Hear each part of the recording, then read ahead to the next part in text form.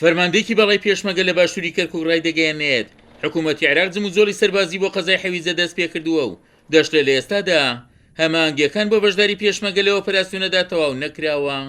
عێراق هەنگاوی ناوە هەم بۆ لایەنی تەنسیق و هەم خۆشی دەستی بۆ ئۆپراسیۆن کردو لە منتیقەی مەخمورەوە. جارێ ئەو منتیقەی پێویستەکە بکرێت چونکەەوە دوورە لە هێزە کوردیەکانەوە لاقی بە خۆیانەوەی و هەم پشتی هێزەکانی خۆشیانە لە گیارە و لە مەخمور بۆیە ئێستا لەوێەوە هەنگاو دەستی پێکردو پێم وایە دوێنێ یەکەم حرەکە دەستی پێکردو سێ گوندیان ڕزگار کردووە.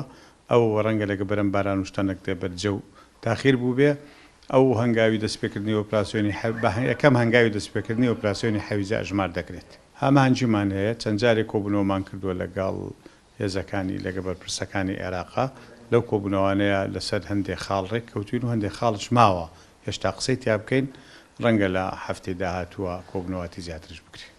فەرماندەی لیوەیەکی وەزارەتی پێشمەرگەشتە ناوچەکە ڕایدەگەیەنێت پێویستە قۆناغی داهاتووی ئۆپەراسیۆنەکان لە عێراق قەزای حەویجە بێت و دەشتێ بەو هەنگاوە مەترسیەکان لەسەر کەرکووک کەم دەبنەوە. ماوەی لەمە پێش ڕووداوێکی نەخوازرا و ڕوویدا لە کەرکووکە ئەو داعشانە دزیان کردسەوە بە ڕئیسیەکەی حەویجەیە چکا گەر بێت و حەویجە ڕزگار بکرێتەوە ئەو چەند ناحیەی کە عایدی حەویجەن ڕزگار بکرێنەوە تا ڕادەیەکی زۆر مەترسی داعش بە تەواوەتی لە کەرکووک دوورەکەوێتەوە.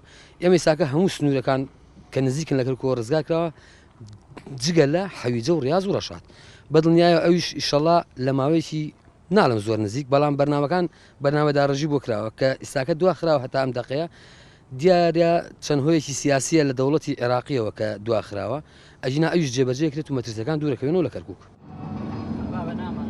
بەپی زانێرەکانی کورسات نیوز لە ئێستادا هێزی پێشمەرگە بە دووری نزیکەی 30 کیلۆمەتر لە سەنتەری قەزای حەویجەوە دوورن و لەگەڵ دەست پێکردنی ئۆپەراسیۆنی حەویجە پێشمەرگەش پلانی تایبەتی خۆی دەبێت. عومەر غەریب، کورسات نیوز، باشووری کەرکووک.